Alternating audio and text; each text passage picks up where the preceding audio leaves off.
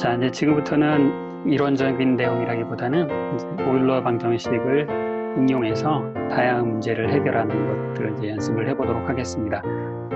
자, 우선 제일 처음에 책에 나오는 내용이 자, 이 오일러 방정식은 좌표계와는 무관한 거예요.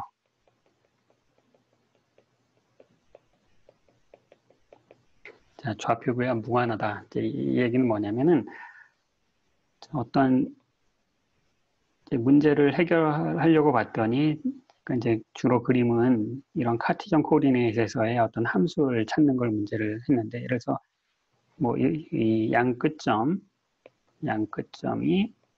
주어져 있는 뭐 저 커브를 찾는 문제를 한번 생각을 해봅시다.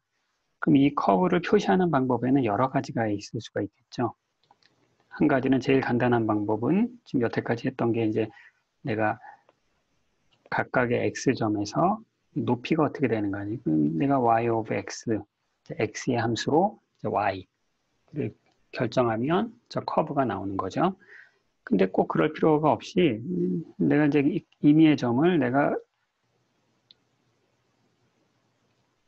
이 점을 내가 r과 세타, 즉 폴라 코디네이트에서 원점으로부터의 거리와 그 다음에 x축으로부터 이제 떨어진 각도, 이것으로 이 점의 위치를 표시할 수가 있겠죠. 즉 저 커브를 내가 r of 세타, 내가 세타의 함수로 반지름이 얼마다, 이렇게 해도 저 커브를 표시할 수가 있고요.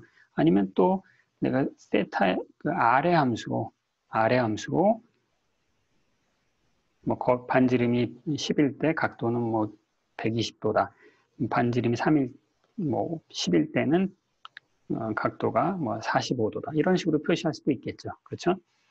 그러면 내가 예를 들어서 지금 요런 표현을 한번 생각을 이렇게 했다고 칩시다. 그럼 어떤 관심 있는 양이, 그럼 이제 함수가 세타가 되겠죠. 세타라는 함수의 펑셔널이 세타 처음 각도, 마지막 각도에서부터 내가 어떤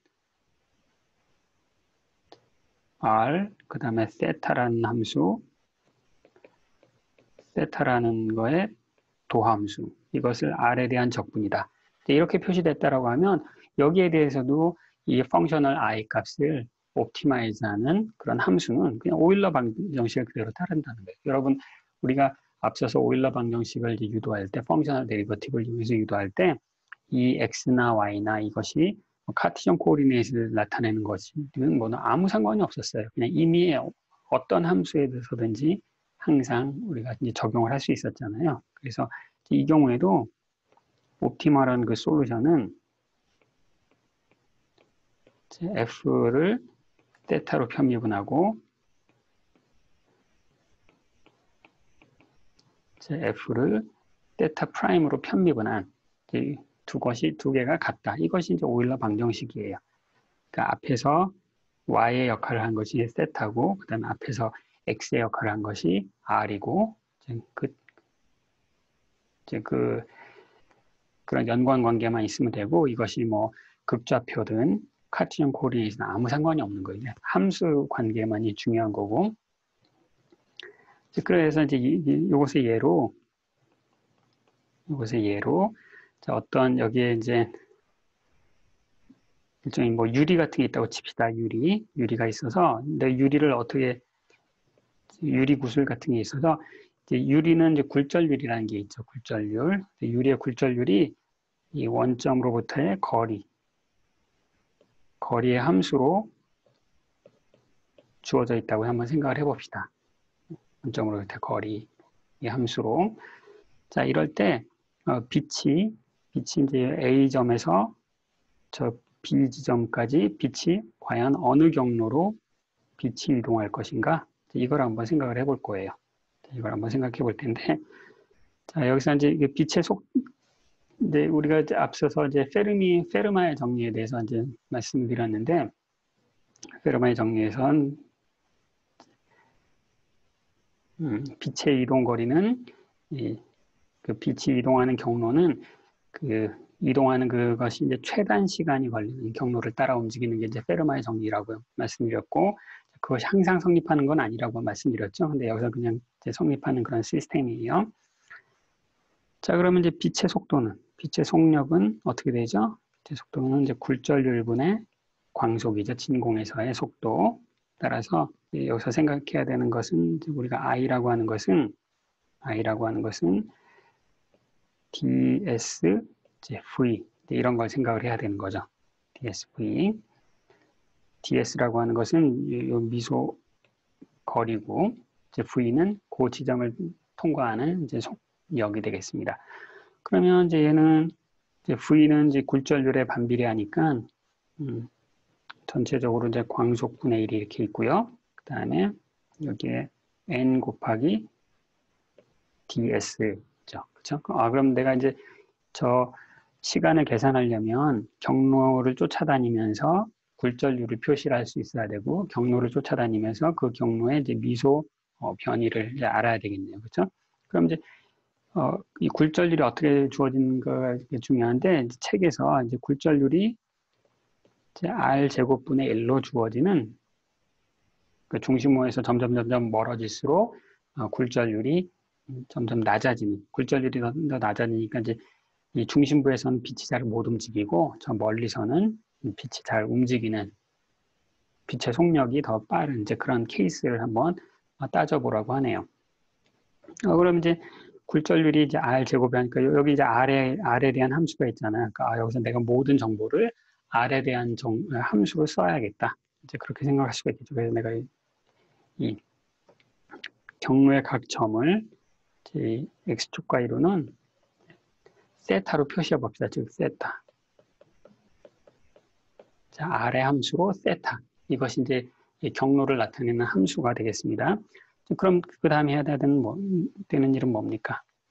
이 ds를 표시해야 되겠죠. 근데 극좌표를 사용했으니까 극좌표상에서 이 거리라고 하는 것은 dr제곱 더하기 r제곱 d 세타 제곱이죠. 그렇죠? 그럼 이제 ds는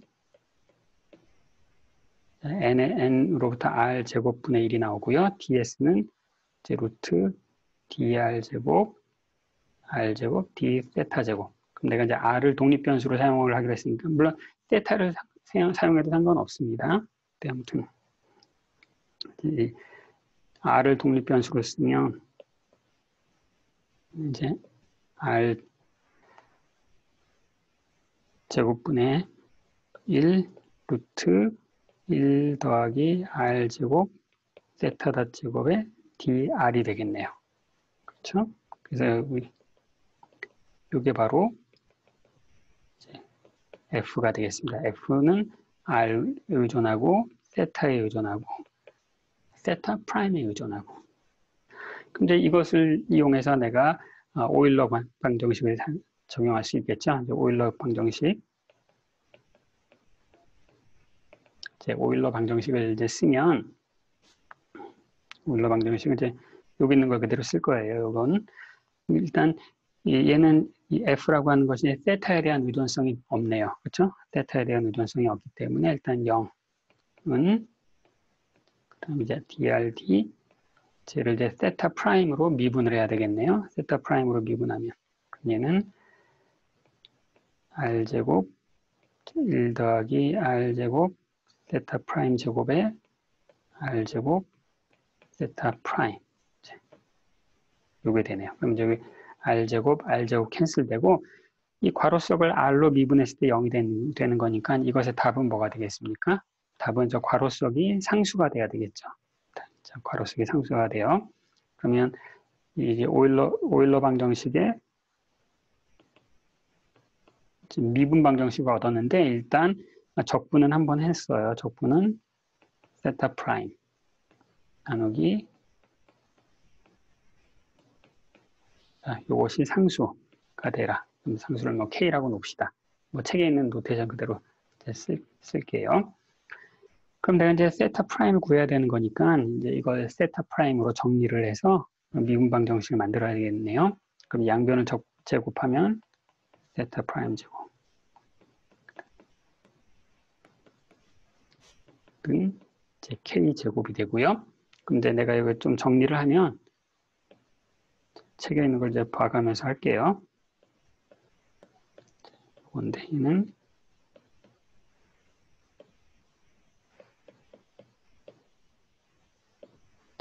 뭐 저거 정리하는 건 그렇게 어려운 건 아니죠. 그래서 분수함수 정리해서 이제 루트를 씌운 거예요. 그러면 이제 내가 이제 양변을 적분하면 되는데, R로 적분해야 되는데, 1 빼기 루트 R 제곱분의 1 적분.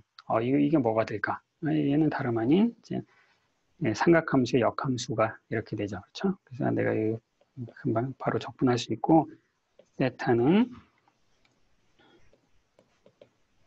사인의 역함수의 K 곱하기 R 더하기 상수. 자, 이제 이게 답이 되겠습니까? 답이 되겠습니다. 그럼 여기 보면 이제 상수 두 개가 있죠. K하고 C가 있는데 K하고 C는 뭐 누구로부터? 얘는 어떻게 결정한다? K하고 C는 처음과 이제 끝점의 좌표를 이용하면 두 개의 unknown 상수를 이제 결정할 수 있겠죠. 자, 얘를 좀 모양을 한번 바꿔볼까요? 모양을 한번 바꿔보면은 자, 역함수 보기가 좀 별로 안 좋으니까 K 곱하기 R은 어떻게 되는 거예요? sin 세타 빼기 C가 되는 거고, 따라서 R은 상수분의 1에 sin 세타 빼기 C. 이게 좀 전에 말씀드렸던 이제 굴절률이 점점 낮아지는 이제 그런 매질을 통과할 때 빛의 경로가 되겠네요. 자, 이 문제로 구할 때는 이제 세타를 R의 함수로 구한다고 했는데, 뭐 여기서 물론 여기 이렇게 했는데, 이제 뭐 내가 이걸 표시하는 방법은 내가 세타를 구해도 되고, 이제 R을 구해도 되고, 그러는 거죠. 역함수 관계를 사용하면 얼마든지 이제 변형할 수 있는 거고. 자, 그러면 이제 경로를 한번 그림을 그려볼게요. 이 좌표축에서 이 함수가 나타내는 경로가 어떻게 되는가. 자, 이렇게 있습니다. 자, 내가 이제 K하고 이제 C는 선택을 해야 되는데, 뭐 마음대로 선택을 해도 상관없죠. 그렇죠? 어떻게 선택을 해볼까요? 이제 C는 0으로 선택을 해볼게요. C는 0으로 선택하고, 예를 드는 거. 원래는 시작점, 끝점을 정해놓고 K하고 C를 찾아내야 되는데, 거꾸로 하는 거예요. 내 마음대로 K하고 C를 정해놓고, 그럼 이제 거기서 그림을 그리면 저절로 시작점과 끝점이 나오는 거죠. 그렇죠? 그래서 내가 그냥 내 마음대로 C는 0을 삼고요. K는 1로 한번 그래프를 찾아볼게요. 그러면은 이제 요 예에서는 R은 sin 세타다. 자, 극좌표에서 요걸 만족하는 그래프를 그리는 거예요. 그럼 이제 세타가 0도다. 이제 요 방향, X축 방향으로는 R이 0이네요. 그러니까 이제 출발은 여기서 해야 되고, 그 다음에 이제 세타가 지나갈수록 세타가 2분의 파이가 되면, 그럼 이제 이쪽 방향이죠. 2분의 파이에서 반지름이 제일 맥시멈이 되네요. 이렇게 되고, 그 다음에 더 지나가면은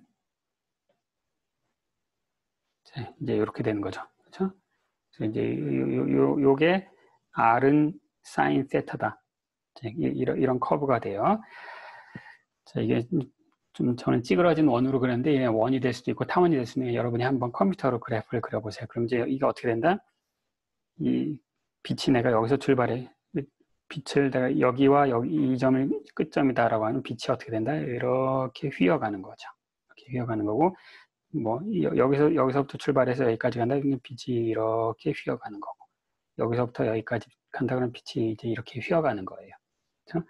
그래서 빛은 이제 우리가 직진한다라고 알고 있는데, 그것은 이제 굴절률이 균일할 때 그런 거고요. 굴절률이 이제 공간에 대해서 변하면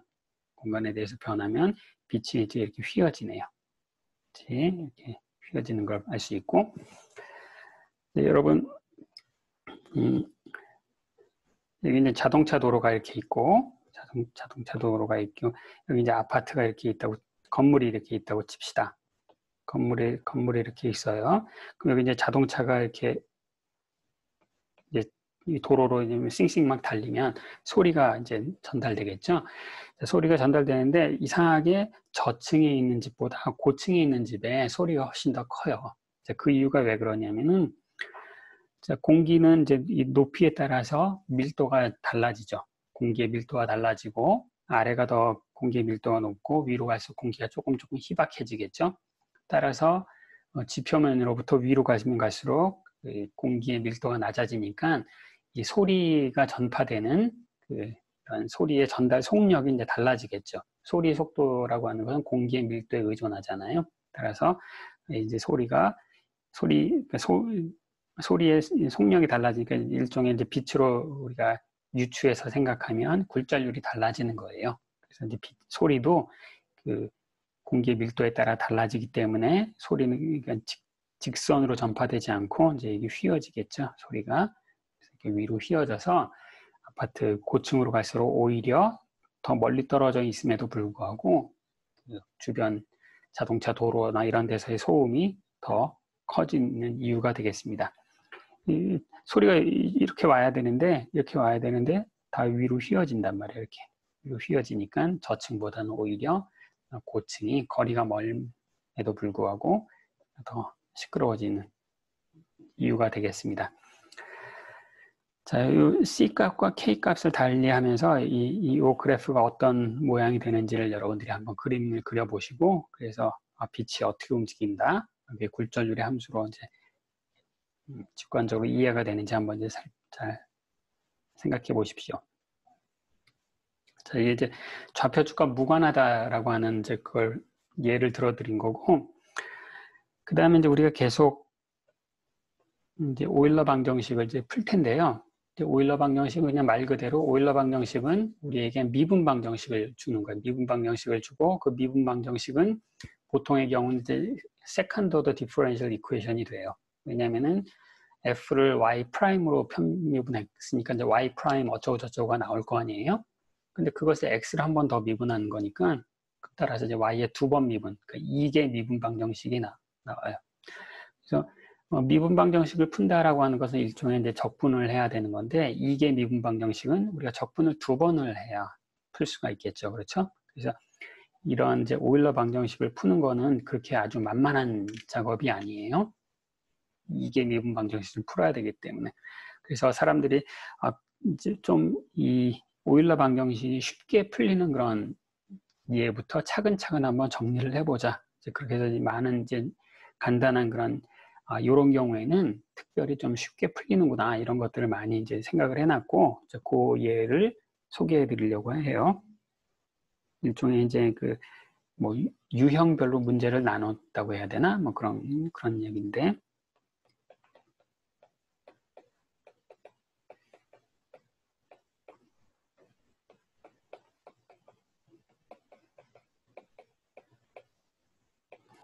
자, first integral of the Euler equation. 우리가 인티그럴 하면 이제 적분이라는 말도 되지만, 또 다른 말로 하면 이제 적분 상수 뭐 이런 말이 되기도 해요.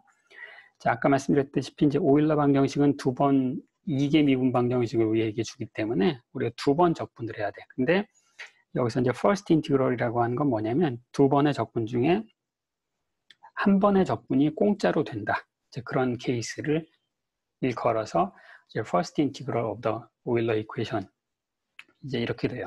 이건 어떤 경우냐면 이미 한번 했습니다. 이제 우리가 어떤 이제 펑셔널을 생각하는데, 그 펑셔널은 이제 이렇게 쓰여지는 건다고 했죠. 네. 그런데 이제 우리가 특별히 어떤 걸 생각하냐면, 만약에 우리가 이제 적분을 해야 되는 이 함수가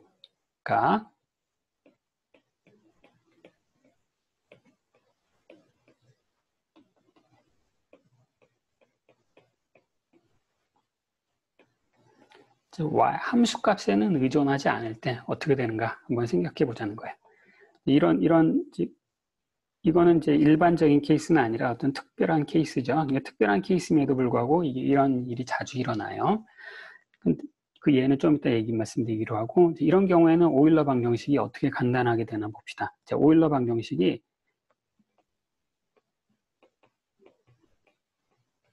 오일러 방정식이 어떻게 생겼냐면은 라운드 y, 라운드 f는 dx, d, 라운드 y, 라운드 f였잖아요. 그렇죠?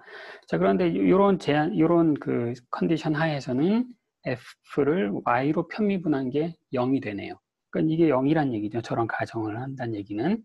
따라서 이런 어떤 복잡한 양의 x 데리버티브가 0이에요. 그러면 따라서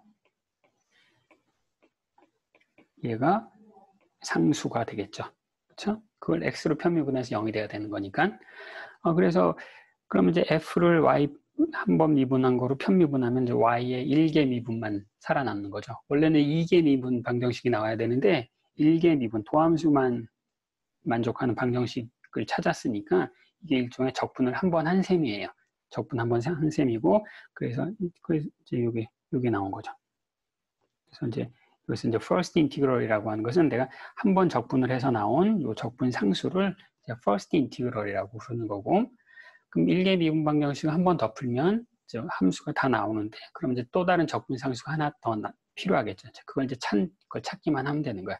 first integral은 찾았으니까, 첫 번째 적분 상수는 자동으로 찾았으니까 나머지를 찾으면 된다. 그럼 이제 이 얘가 이게 너무 심한 가정이 아닌가? 아니, 그렇지 않아요. 이미 이제 지오데식 문제가 카티전 코디네이트에서 지오데식 문제가 바로 이제 이런 케이스에 해당돼요. 이 A라는 점과 B점을 잇는 최단 거리를 찾아라. 그럼 이제 여기서 길이, 이제 I가 뭐에 해당되냐면 길이에 해당되는데, 저는 루트 1 더하기 Y 프라임 제곱을 X로 미분하는 거잖아요. 자, 이 경우는 이 펑셔널이 이제 경로의 길이에 해당되는데, 경로의 길이를 만들어주는 f 함수는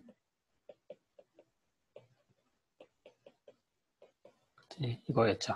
그렇죠? 따라서 얘는 위의 가정에서처럼 y에는 의존하지 않고, 따라서 여기서는 바로 f를 y 프라임으로 편미분한, 그 편미분하면은 1 더하기 y 프라임의 제곱에 y 프라임인데 이게 상수.